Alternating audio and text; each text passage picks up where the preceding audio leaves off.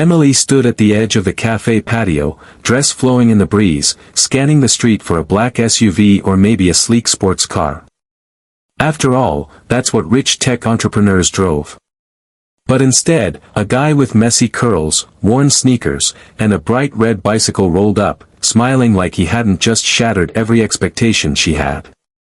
He parked his bike, locked it carefully, and walked up to her like this was totally normal. That's when she knew, this date wasn't going to be normal. Not even close. Emily Reyes was used to, not being surprised. She was 28. Smart. Independent. Marketing manager at a startup in Chicago. Her dating life. Mostly guys in finance who talked more about stocks than her. She had finally downloaded a new app after her best friend Mia convinced her it had fewer creeps and more quality. That's where she met Nathan. His profile was different. No shirtless gym selfies. Just candid photos. Laughing with friends, playing guitar in a park, and one shot of him holding a rescued dog with the caption, "He chose me." They had texted for 2 weeks. Deep stuff.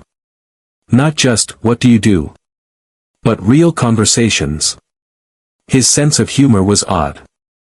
Like dad jokes blended with poetic lines.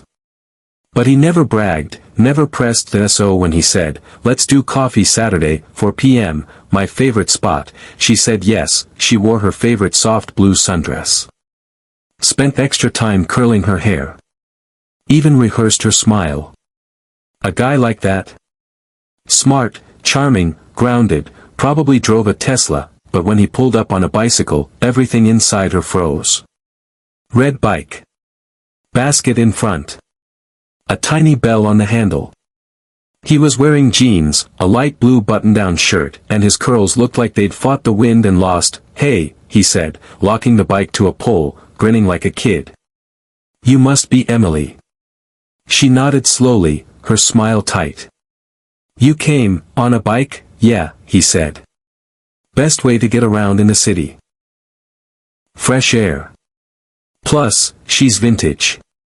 He patted the seat like it was a living creature. "Wanna see the bell?" Was this a joke? Some kind of quirky entrance? She followed him to the cafe, mind reeling. The old her would have left. But something about his calmness made her stay. Inside, they sat near the window. He ordered an iced Americano. She chose a lavender latte. "So," she said cautiously, "you don't drive?" "I do," he replied, sipping his drink. "But only when necessary. Most days, it's me and Ruby." "Ruby?" "My bike." Of course that he wasn't awkward. He was actually, kind of magnetic. He asked her about her job, her dreams, her favorite childhood cartoon. He laughed at her impressions. And then he shared that he taught music part-time at a community center. "I used to work in corporate," he said, "but burnout hit me like a train. So I walked out, bought a used bike for $60, and started teaching." That's a bold move. Felt like breathing after years underwater. She was silent.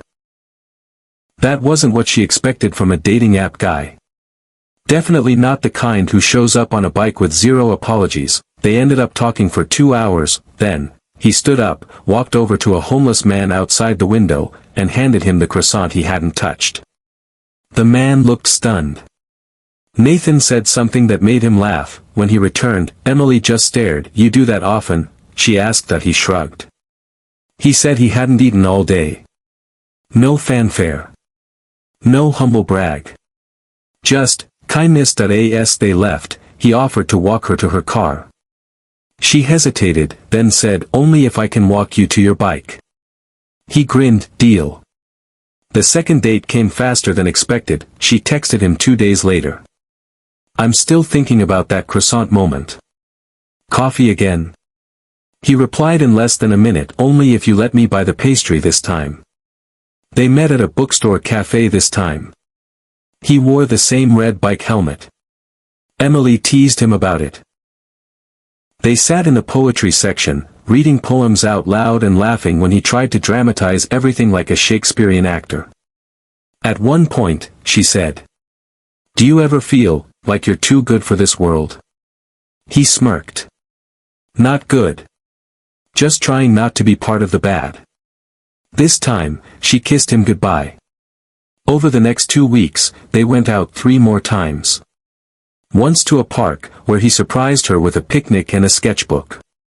He couldn't draw, but he made silly stick figure stories about their dates. Another time, he brought her to the community center where he taught. A little girl ran up and hugged him. "She's my shadow," he whispered. "Doesn't talk much, but always listens." Emily stood there, watching the way the kids looked at him. Like he was the only adult who really saw them. That night, they sat on a bench under the city lights. He turned to her and said something that shifted everything. "I like you, Emily. But there's something I need to tell you."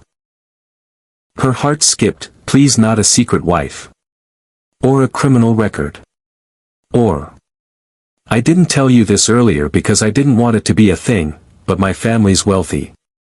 Like Forbes list wealthy." She blinked. "Wait. What?" He took a breath. "My dad owns Rosedale Technologies. I'm his only son. But I've never touched a dime of his money. I live off my teaching job and music gigs. That's why I bike. Why I don't show off." She stared at him, stunned. "You're Nathan Rosedale?" He nodded. She'd heard of Rosedale Technologies. Billion-dollar software empire.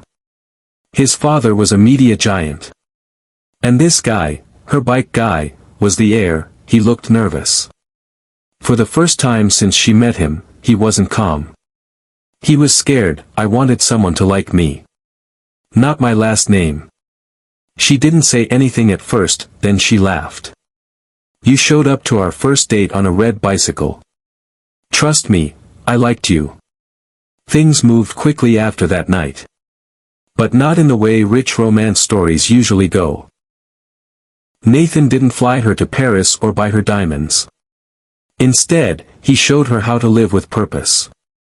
They volunteered at shelters. Played music for elderly homes. He even helped fix up her mom's crumbling porch himself. The media got wind eventually. Billionaire's son dating regular woman. Rosedale heir seen biking through Chicago with mystery girl.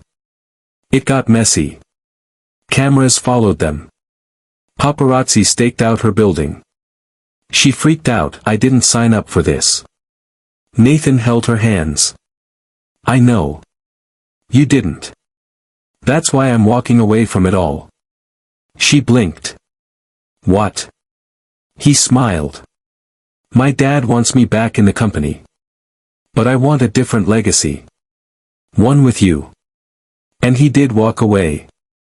Sold off his stake quietly. Created a foundation for underprivileged kids. Bought a small place just outside the city, with a 2-car garage, and a custom bike rack that he proposed to her in the park where they had their first picnic. On one knee. No photographers. Just birds, wind, and her tears.